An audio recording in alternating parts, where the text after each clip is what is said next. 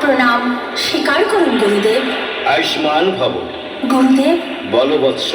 এই যে শরৎকালে দুর্গা পূজা হয়, লোকে এই পূজাকে বলে অকাল বোধন। এ বিষয়ে যদি একটু ব্যাখ্যা করেন। বৎস, তবে বলি শোনো। কৈকেয়ীর ষড়যন্ত্রে পিতা দশরথের আদেশানুসারে রামচন্দ্র ভ্রাতা লক্ষ্মণ ও পত্নী সীতার সঙ্গে 14 বৎসর বনবাস জীবন পালন করেন। সেই সময় বনবাসে থাকাকালীন লঙ্কেশ্বর রাবণ ছদ্মবেশে রাম পত্নী সীতাকে হরণ করে নিয়ে লঙ্কায় চলে যান।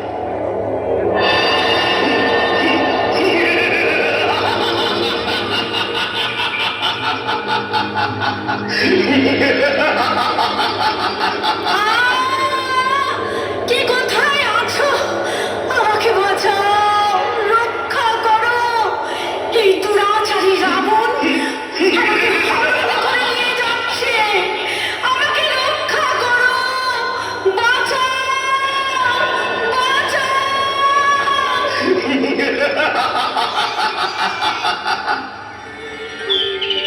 বৎস, গুরুদেব, ঠিক এই জন্যে রাম রাবণের যুদ্ধ হয়েছিল।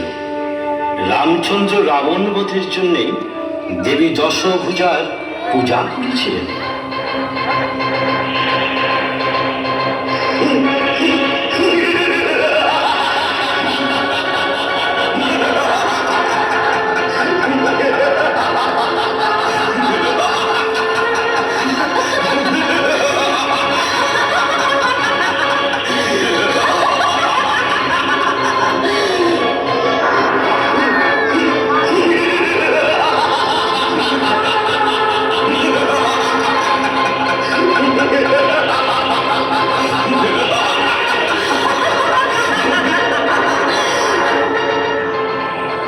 রামচন্দ্র রাবণকে হত্যা করার জন্য যতবার আঘাত করেছিলেন, ততবার দেবী দশভুজা রাবণকে রক্ষা করেছিলেন।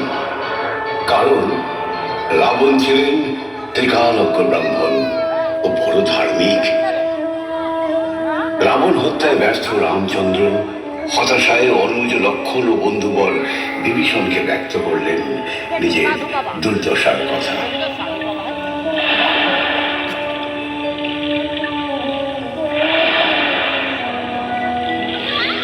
ভ্রাতা লক্ষ্মণ ও বন্ধু বিভীষণ, আমি হয়তো সীতাকে উদ্ধারে ব্যর্থ হলাম। সেই কারণেই আমি আর অযোধ্যায় প্রত্যাবর্তন করব না। এই সমুদ্রের জলেই আমি আমার প্রাণ বিসর্জন দেব, আমার প্রাণ বিসর্জন দেব। রামচন্দ্রের করুণ কাহিনীর কথা শ্রবণ করে সেই মুহূর্তে আবির্ভূত হলেন পিতা ব্রহ্মা। শান্ত হও রঘুপতি, শান্ত হও। এখন বিলাপের সময় নয়। দশ মহাবিদ্যারূপী মা দশভুজার বোধন করো। দেবীর বরেই হবে রাবণ নিধন। কিন্তু কিন্তু এই বোধনের প্রয়োজন একজন ত্রিকালজ্ঞ ব্রাহ্মণ। তা না হলে অকাল বোধনে প্রসন্ন হবেন না দেবী। প্রভু, তাহলে এখন কি উপায়? উপায় উপায় একটা আছে। লঙ্কেশ্বর রাবণ হচ্ছেন একমাত্র ত্রিকালজ্ঞ ব্রাহ্মণ। তুমি এই মুহূর্তে রাজা লক্ষ্মণ ও বিভীষণকে রাবণের কাছে প্রেরণ করো। প্রথম 3 দিন অর্থাৎ দেবী পক্ষের ষষ্ঠী, সপ্তমী ও অষ্টমীর পূজা করার জন্য আমন্ত্রণ জানাও এবং বলবে, এ আমার আদেশ। নবমী ও সন্ধি পূজা করবে তুমি রঘুপতি। পূজান্তে দেবীর নিকট প্রার্থনা করবে রাবণ বধের আশীর্বাদ। যথা আজ্ঞা প্রভু। তথাস্তু। ব্রহ্মার ইচ্ছানুসারে শুরু হলো দেবী দশভুজার পূজা। ओम नमः चंडिकाय। ऋषिर्वाच इत्याकर्ण्यवचो देव्या स दूतो अमर्षपूरितः समाचष्ट समागम्य दैत्यराजाय विस्तरात्। कस्य दूतस्य तद्वाक्यम् आकर्ण्य असुरराट् ततः सक्रोधः प्राह दैत्यानाम् अधिपं धूम्रलोचनम्। हे धूम्रलोचन आशु त्वं ससैन्यपरिवारितः तामानय बलात् दुष्टां केशाकर्षण विह्वला।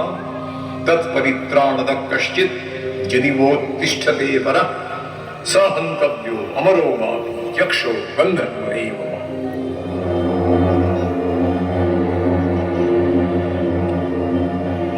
ऋषिर्वाच निशुम्भं निहतं दृष्ट्वा भ्रातरं प्राणसंविदं हन्यमानं बलं चैव शुम्भः क्रुद्धो ब्रवीद्वचः।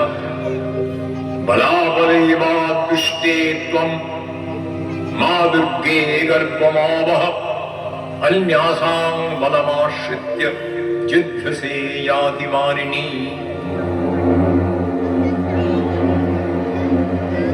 सर्वभूता यदा देवी स्वर्गमुक्तिप्रदायिनी त्वं स्तुता स्तुतये कामा भवन्तु परमोक्तयः। सर्वस्य बुद्धिरूपेण जनस्य हृदि संस्थिते स्वर्गापवर्गदे देवी नारायणि नमोस्तुते। 3 দিন পূজা সম্পন্ন করে রাবণ ফিরে যাওয়ার মুহূর্তে দেবী আবির্ভূত হলেন। আমি তোমার পূজায় সন্তুষ্ট, কিন্তু এ কি করলে পুত্র রাবণ? মাতা, আমার পূজা সম্পন্ন না করে তুমি এই স্থান ত্যাগ করছো, কিন্তু আমি কেমন করে তোমায় পরিত্যাগ করব পুত্র? মাতা, মাতা আমার প্রণাম গ্রহণ করো। তুমি তো সবই জানো, বৈকুণ্ঠে দ্বারলক্ষ্মী ছিলাম জয় বিজয় নামে। মুনির অভিশাপে মর্তে পতন রাবণ ও কুম্ভকর্ণ নামে। নারায়ণ স্বয়ং ধরায় আবির্ভূত হয়েছেন আমাদের উদ্ধারের জন্য। মাতা, আর কি প্রয়োজন? তোমার মনোবাসনা পূর্ণ হোক পুত্র, নারায়ণ পদে মতি হোক তোমার।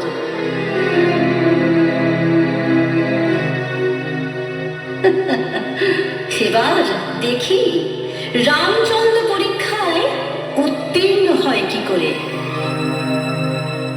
108টি নীলপদ্ম সহযোগে পূজা শুরু করলেন রামচন্দ্র। तस्याहं सकलां बाधां नाशयिष्यामि न संशयं मधुकैटभनाशं च महिषासुरघातनं कीर्तयिष्यन्ति ये तद्वद्बलं शुम्भनिशुम्भयो।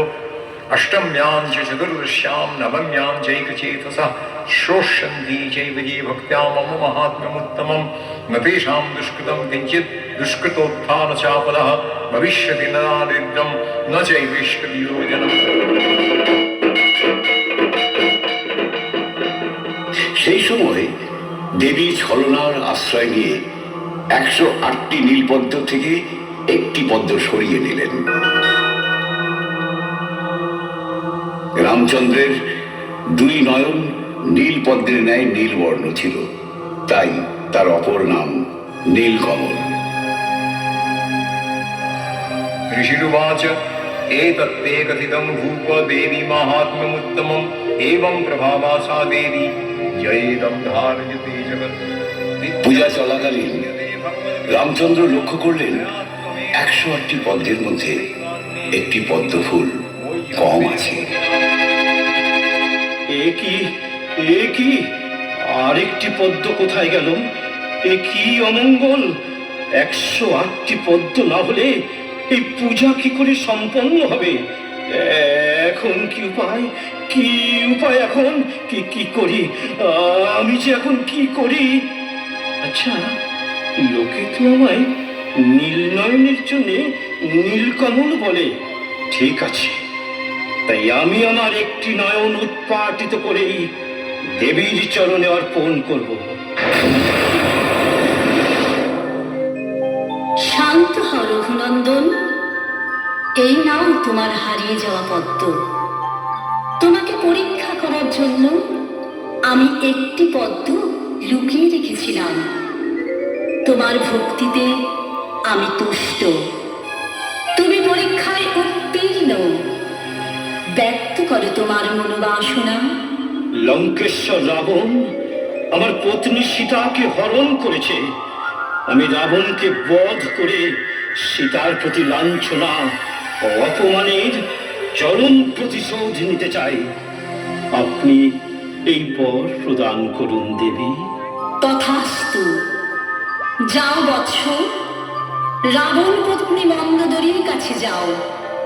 তারই কাছে আছে রাবণের মৃত্যুবাণ। সেই বাণ সংগ্রহ করে রাবণকে বধ করে অযোধ্যায় প্রত্যাবর্তন করে শরৎকালে আমার পূজা প্রচলন করো। এই পূজা অকাল বোধন নামে ধরায় যুগ যুগ প্রচলিত থাকবে।